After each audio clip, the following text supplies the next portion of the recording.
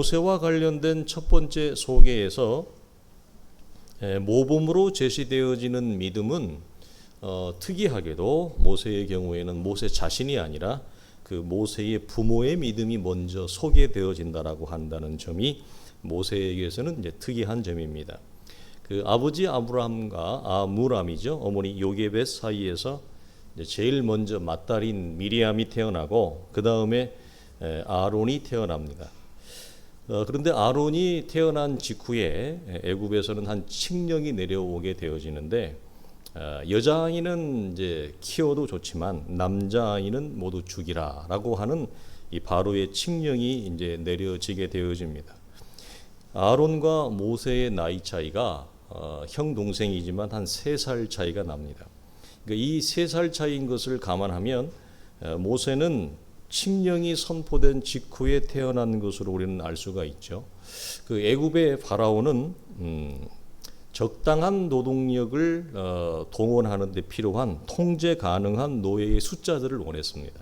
그러니까 아무리 노예이지만 숫자가 많아지면 아무리 강대국이었지만 위험 요소가 되어지기 때문에 일종의 그 인위적인 산하 제한 정책을 이때부터 실시를 한 겁니다. 아므람과 요게벳은 그러나 이 차마 이제 핏덩이를 이제 죽게 할 수 없어서 이제 3개월 동안 집에서 이제 숨겨서 키우게 되어지는데 이제 그 한계가 있죠. 아이가 성장하면서 울음소리가 점점 커지기 때문에 더 이상 감출 수 없게 되어지는 어쩔 수 없는 이제 상황에 직면하게 되어집니다. 그래서 그들이 선택할 수 있는 것은 그다지 많지 않았는데 이것은 모세의 생명을 창조하신, 생명을 이 땅 가운데 허락하신 여호와의 돌보심에 이 아이의 운명을 맡겨보는 것, 그것이 아브라함과 요게벳이 할 수 있는 최상의 선택이었습니다. 그러나 참으로 다행스러운 것은 그들의 믿음대로 바로의 딸 공주에게서 발견이 되어지고 뿐만 아니라 그 미리암이 그것을 뒤에 따라가다가 유모를 구하게 되어지고 또 그 유모가 모세의 친어머니가 그 우연한 결과로 모친이 유모가 되어지는, 그리고 성장할 때까지 모든 양육비를 바로의 공주가 다 되어지는 희한한 결과물이 주어집니다. 물론 이것은 하나님의 섭리의 결과물이었지만 오늘 히브리서의 성경 기자는 이것을 모세의 부모의 믿음으로 이렇게 소개를 하고 있다고 하는 사실이에요. 그 왜 그럴까? 우리는 여기서 또 한번 믿음의 어떤 특징과 색채를 보게 되어지는데, 믿음이라고 하는 것은 언제나 그 둘 중에의 하나인 선택을 통해서 믿음을 발휘하는 자의 실체를 드러내게 되어진다라고 하는 것을 봅니다. 다시 한번 말씀을 드리면 믿음은 언제나 선택을 통해 믿음의 실체를 드러낸다라고 하는 거죠. 그래서 모세의 부모가 할 수 있는 선택은 많지 않았어요. 첫째로 우리가 추측해 보건대 처음부터 일찍 포기하는 겁니다. 아들을 어차피 뭐 키울 수 없는 상황이기 때문에 바로의 군인들에게 내주든지, 두 번째는 그래도 조금이라도 이 아이의 생명을 좀 유지해보자, 연장시켜보자. 그래서 끝까지 집에서 키우다가 발각이 될 때까지 키우는 거.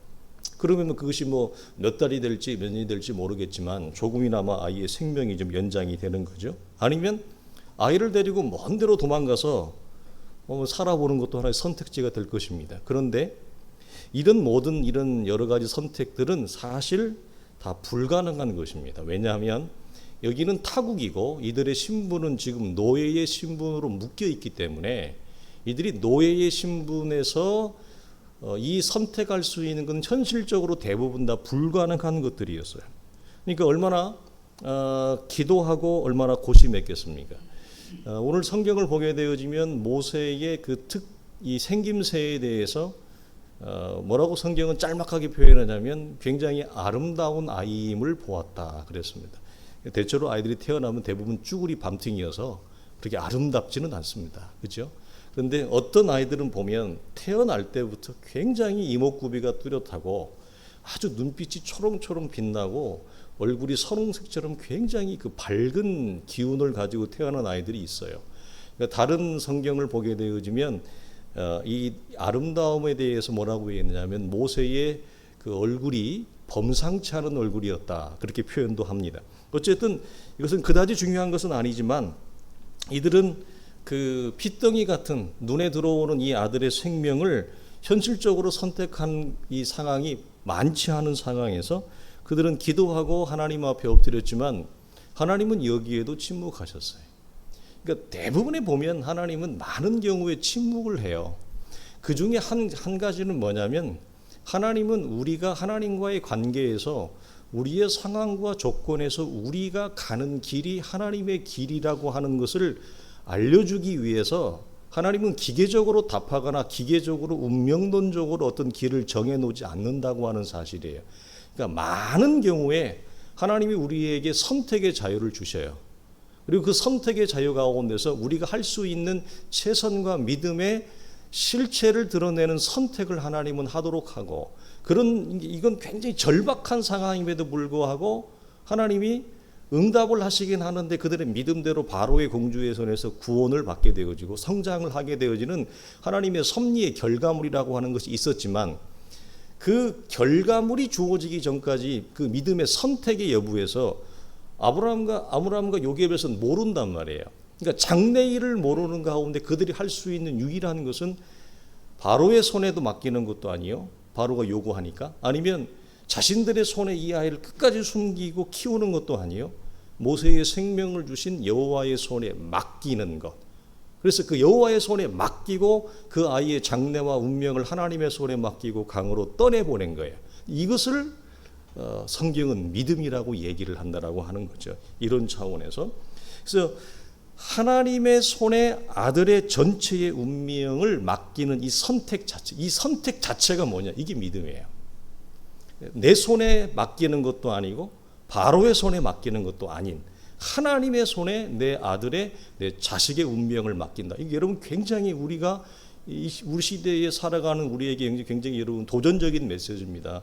왜냐하면 사실은 우리는 믿음의 가정으로 우리가 살고 있지만 우리의 자녀들의 운명과 전 생애를 세상의 손에 맡긴다든지 아니면 타인의 손에 우리는 의지하려고 할 때가 굉장히 많아요.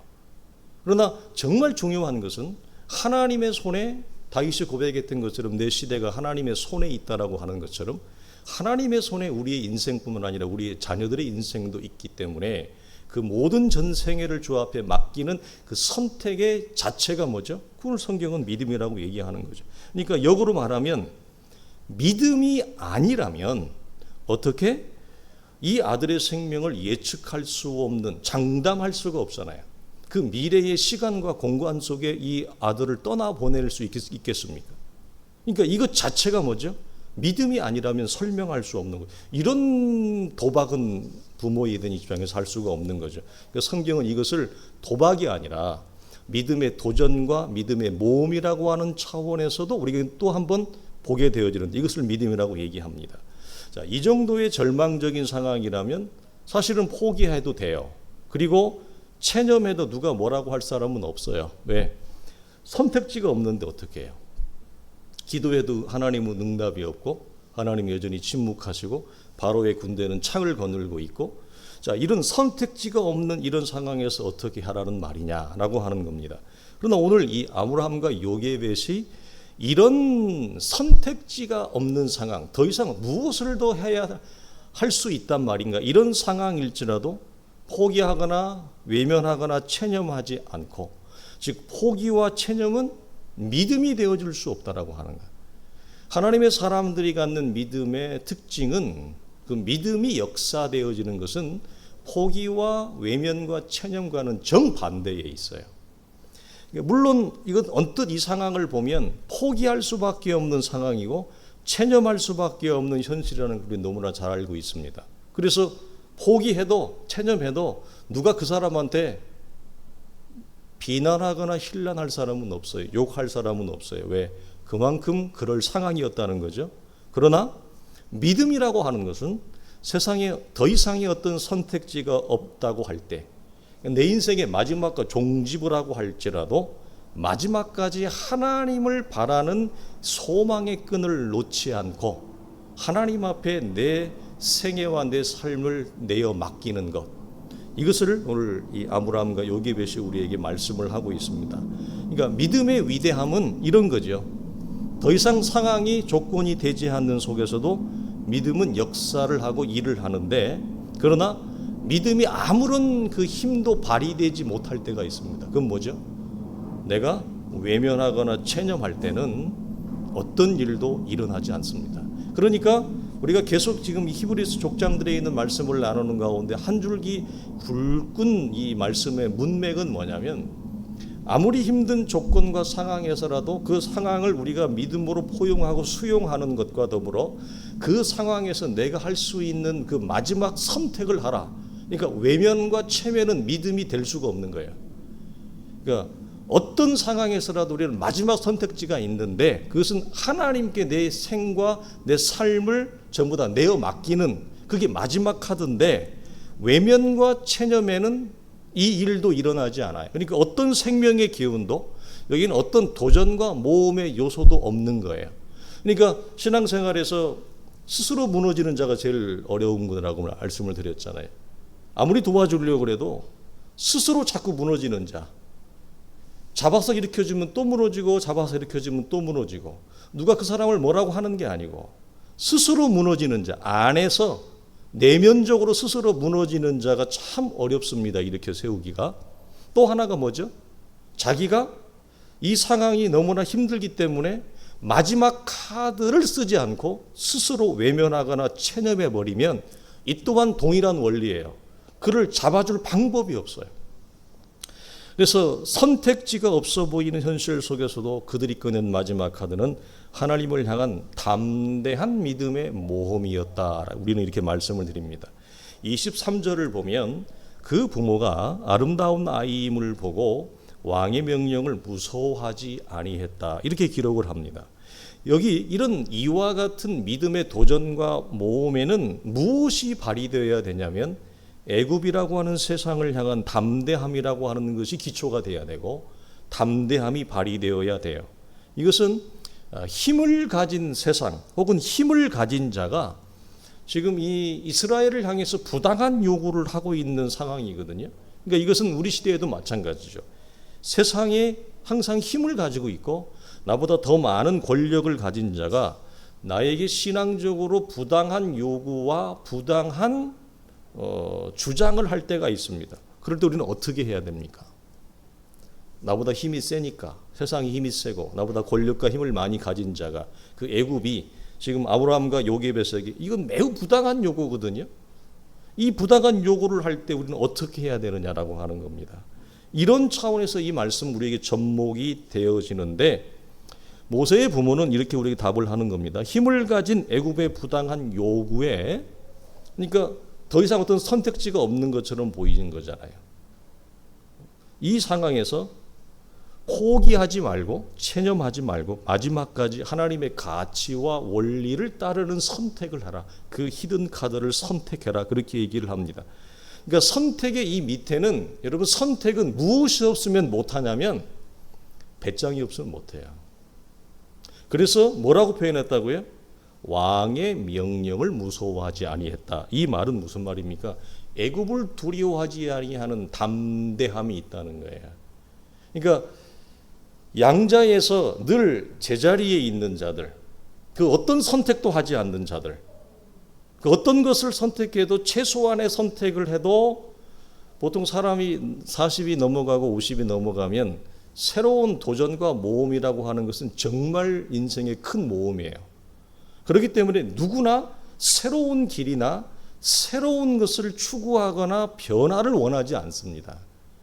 그런데 이 선택의 밑에는, 그래서 무엇이 동반되지 아니하면 우리가 불가능하냐면 하나님을 향하여 가지는 담대함이 아니면 우리는 새로운 선택, 새로운 도전과 모험을 할 수가 없어요.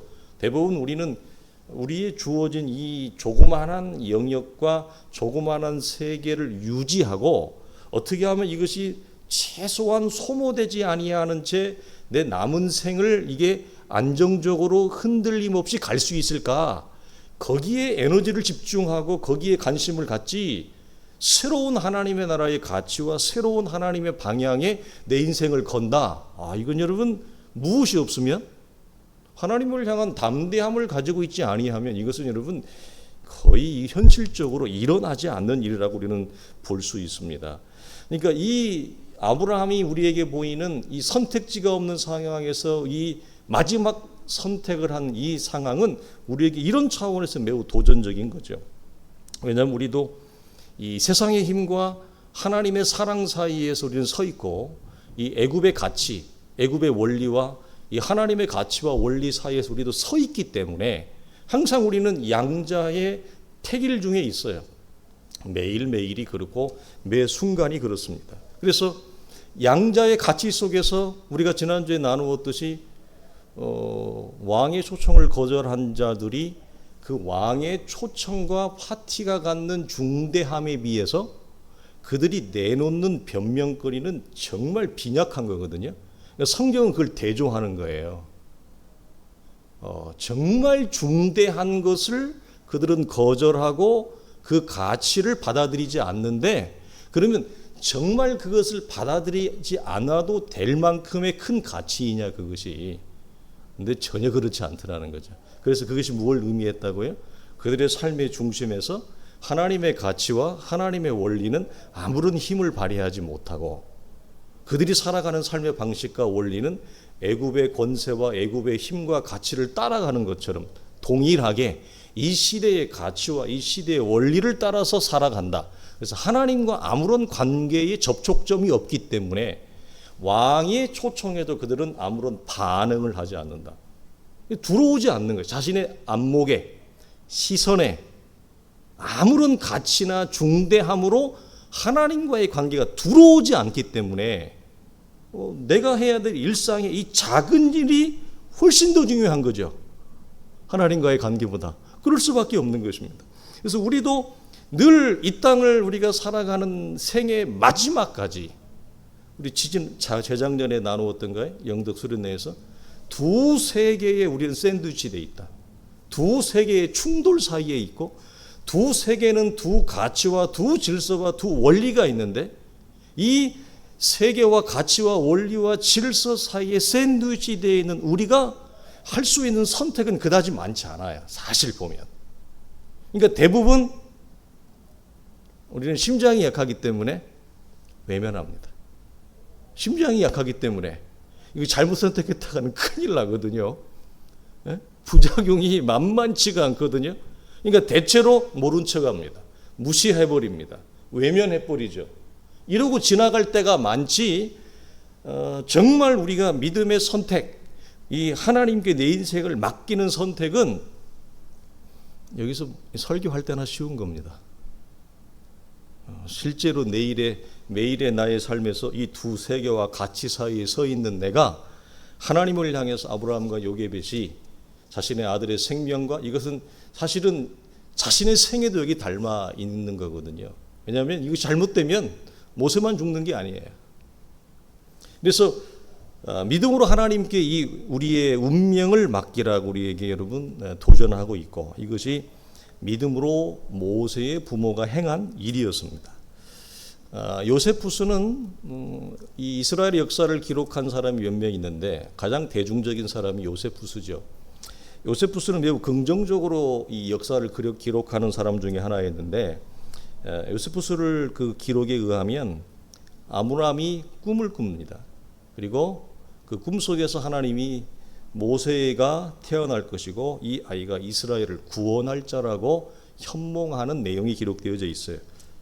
이 말이 사실이라면 아브라함은 이 범상치 않는 이 아이의 아름다움과 이 표정에서 은혜의 징표를 발견했는지도 모릅니다.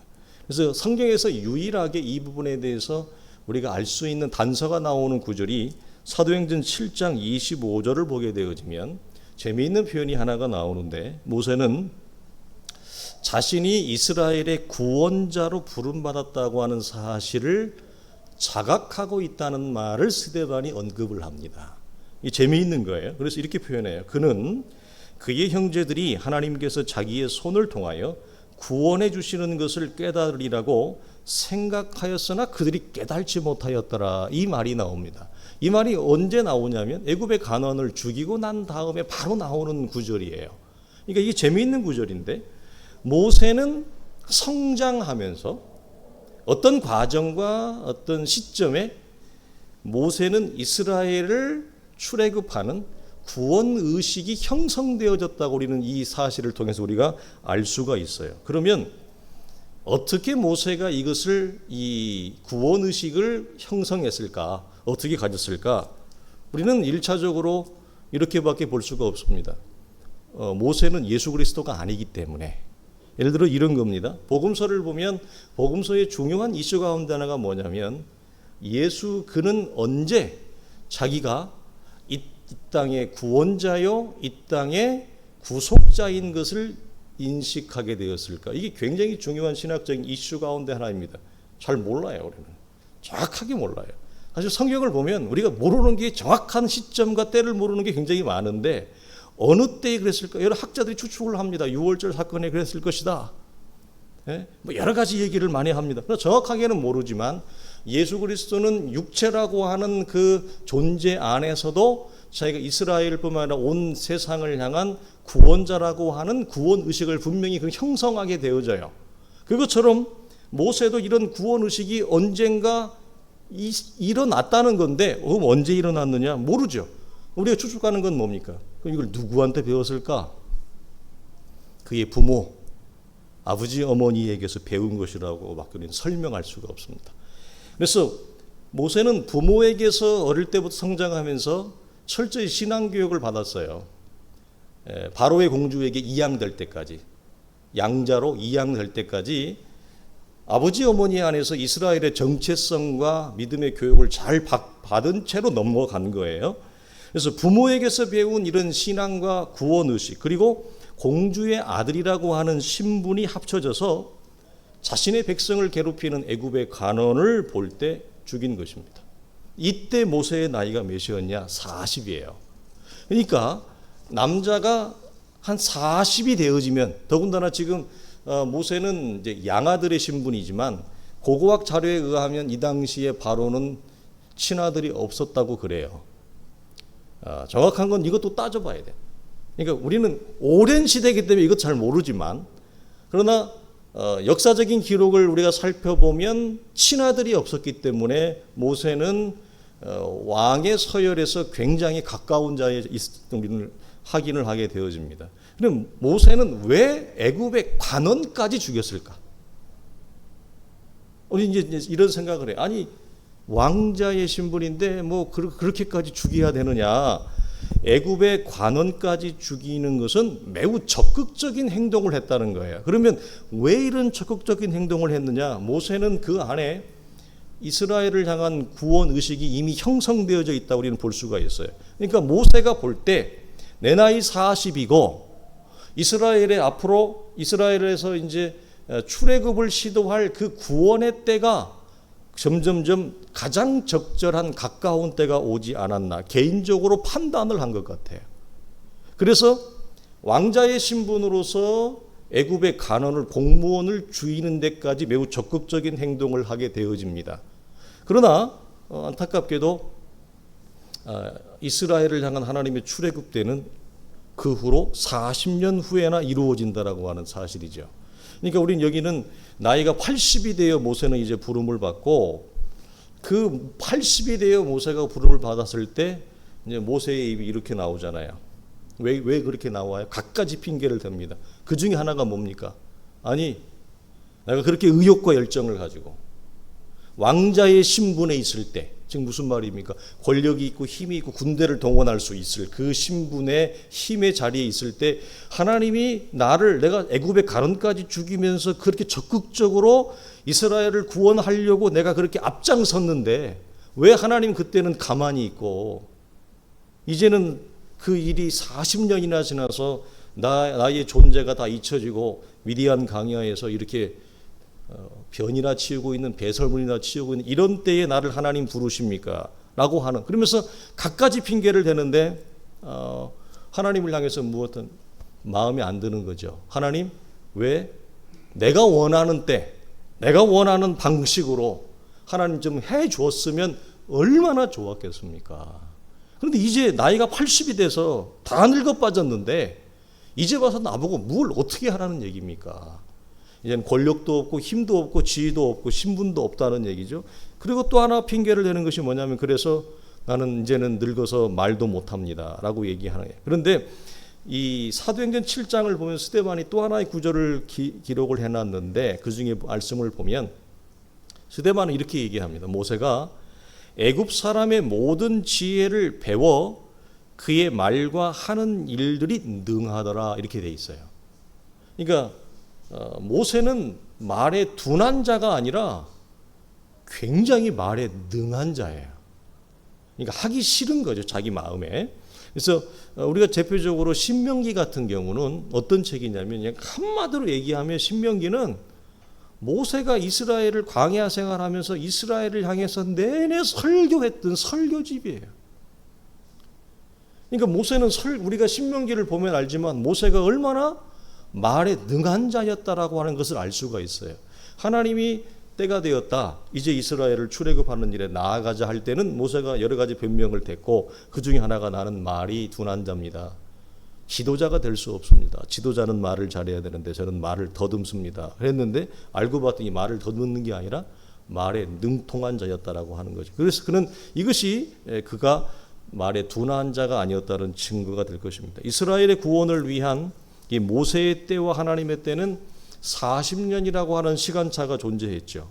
그래서 이것은 하나님의 뜻과 하나님의 방법과 하나님의 이 때를 구분하는 세 가지 중에서 가장 이 구분하기 어려운 것은 하나님의 때라고 그랬습니다. 그래서 하나님의 때를 아는 그 믿음의 계산이 얼마나 어려운가를 여기서 보게 되어지는데 그 믿음의 계산에 이런 것이 들어갑니다. 이스라엘의 구원을 위한 모세의 생각이 죽어지는 것입니다. 그리고 모세의 야망과 의욕이 다 상실한 때, 그러니까 모세는 살아있으나 사실은 의욕과 야망과 욕심이 다 죽은 자가 되어졌어요. 이것이 미디안 40년을 통해서 이 모세 안에서 형성되어지고 일어난 겁니다. 그러니까 이때가 하나님은 이스라엘을 향한 출애굽의 지도자로 모세를 세우는 때였어요. 이것이 모세를 향한 하나님의 경륜이 채워지는 시기이기도 합니다. 그러니까 우리는 이 부분에서 우리는 어떻게 생각을 하냐면 모세도 마찬가지였겠죠. 젊은 날 이스라엘의 구원이라고 하는 이 대의 명분, 이건 더군다나 하나님의 대의 명분이잖아요. 신적인 대의 명분이잖아요. 이런 명목 아래 더 이상 인간적인 욕심을 부리지 않는 때, 이 하나님의 때입니다. 하나님의 경륜입니다. 그러니까 우리는 사실은 이스라엘의 구원이라고 하는 명목 아래 우리 이런 식으로 표현할 수 있죠. 하나님의 나라의 하나님의 교회의 부흥과 성장이라고 하는 명목 아래 얼마든지 그 안에 인간적인 야망이 교묘히 결부시켜지고 교묘히 내 안에 그 욕심이 섞여 있지 않다고 누가 여러분 우리가 그렇게 장담할 수 있겠습니까? 그러니까 모세를 향한 하나님의 경륜이 채워지는 때는 뭐냐? 인간적인 야망과 욕심이 전혀 결부되지 않는 때, 그게 모세가 80이었습니다. 그래서 한 사람을 죽이고도 남는 적극적인 의욕과 야망을 보이던 때와 정반대의 상황이 나이 80이 되어진 때였습니다. 오직 이때는 모세에게 드러나는 건 이제 한 가지밖에 드러나지 않아요. 이 정금처럼 다 갈라지고 찌꺼기가 걸러지고 딱 하나가 남아요. 그게 뭐죠? 출애굽을 할 때 보면 이스라엘을 향해서 모세가 하나님과의 관계에서 갖는 것은 딱 하나예요. 뭐죠? 자기 백성을 향한 구원, 자기 백성을 살려내는 일, 이거 외에는 관심이 없어요. 모세는. 그때가 모세를 향한 하나님의 경륜이 일어나는 때입니다.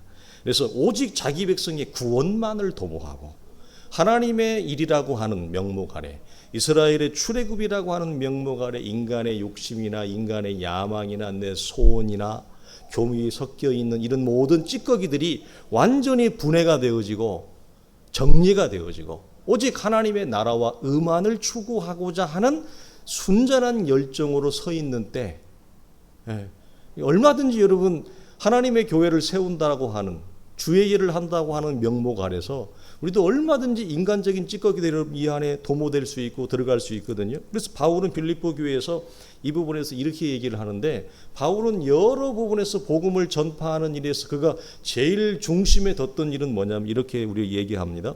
어떤 이들은 투기와 분쟁으로 교회를 세운다. 어떤 이들은 착한 뜻으로 그리스도를 전파하고 교회를 세워간다.